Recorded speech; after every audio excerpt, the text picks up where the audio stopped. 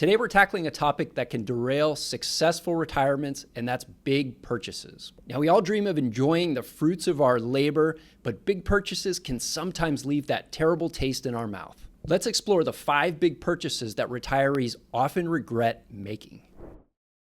All right, before we jump into the nitty-gritty, hit that subscribe and that like button. We would appreciate that. All right, number 5, Alex, is the RV. Yeah, and a lot of people, right, so they've been working their whole lives, they're looking forward to retirement, and so they want to hit the open road, go explore the wonderful states of the United States.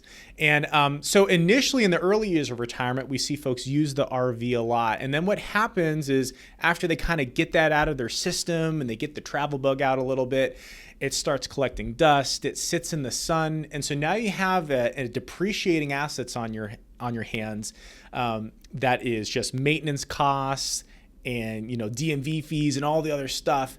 And again, some people use the RV throughout their whole retirement, but it's very common to see people, they get all excited, they buy that expensive RV, they use it for a year or two, and then it just sits in the sun and collects dust. It's often better to rent. All right, number 4 is the vacation home.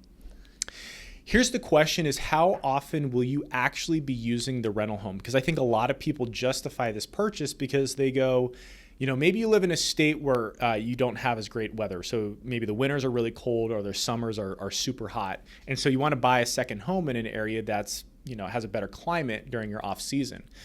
How often are you going to be using it? Because what you've essentially done is you've doubled your maintenance costs. Not only do you have the maintenance costs of your current home, but now you have the maintenance costs on a second home and all the upkeep that goes along with it. Now, there are some certain cases where people go, well, I'm going to turn this into like a short-term rental, or, I'll rent it out so we at least recoup the cost, or maybe I make a little bit of a profit. And that's fine as long as you go into it with open eyes saying, do I really want to be like a manager on a property dealing with people coming into my house? Because if I do plan on spending a long time here, do I want people in and out? So that's a big consideration that can really drain retirement assets. Yeah, it certainly can make sense if your family's going to use it, but oftentimes it doesn't. All right, number 3 is the over-helping hand to family and friends. Yeah, so usually people are spending more time with family, more time with the kids and grandkids, because honestly, you have the time now in retirement. So you see them a lot more often. And what happens is sometimes you're giving them more gifts, right? So you're making bigger checks, you're giving them bigger gifts. And the key here that we often see people making a mistake and then they regret it later down the line is because they are being so generous, and that's a good thing. The recipients learn to expect the gifts, right? It's an expectation that mom and dad or grandma and grandpa are going to pay for this. And so grandma and grandpa have now become an open checkbook, and there's this expectation. And we've talked about this in previous videos, but this is why it's so important that you pass on wisdom before wealth, right? You pass on your values before you pass on the dollars. Dollars, your family could always make more dollars, especially when they're younger. The values, it's very hard to maintain those values, especially if that's something important to you. Yeah, the open checkbook that you mentioned is really important. When people have that expectation, the children have that expectation, it can be really tough to break away from that. All right, number 2 is the larger home, which can then increase cost of living. Yeah.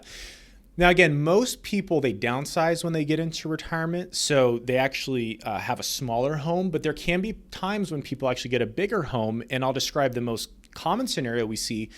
Because we live in Southern California here in San Diego, people understand that the size of the home that you could buy for the same price here in Southern California, you could buy a McMansion somewhere else in another state. And so what ends up happening is your whole life, you haven't had this big home that maybe you've always wanted, and you justify to yourself, well, geez Louise, I could get a 5-bedroom, 5-bath out here for, like the same price as my home here in San Diego. Like, why don't we do that? I get more bang for my buck.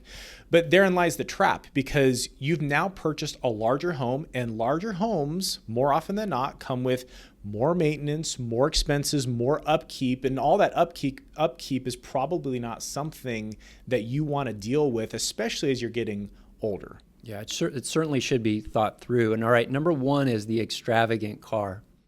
Number one thing here that we see people make a mistake on is buying a very expensive car. Because here's what ends up happening is usually people that want to buy an expensive car because they have those expensive car tastes, they're not the people that drive that for the next 20 years, right? They're the people that are typically flipping over the cars every couple years because they got to have the latest car. They might justify it with, oh, it's got all these safety precautions, which I need because now I'm getting older and maybe it's just a little bit harder to see when I'm driving. But again, having a very expensive car, this depreciating asset, and something that recurs every couple years in financial plan is really a sure way to derail the success of your retirement plan. Yeah, absolutely. And with each of these, they're not wrong in themselves. It's just a matter of whether you're using it, whether you're getting the value that you pay for it. And we want to enjoy the fruits of our labor. And unfortunately, sometimes the fruits aren't really able to be enjoyed.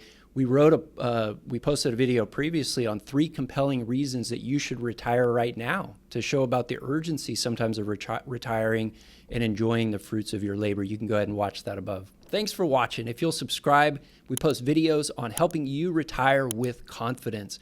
In fact, we posted a 5 retirement mistakes to avoid, a free guide that you can go ahead and download. We'll go ahead and post a link to that. That's our free gift to you. Thanks for watching.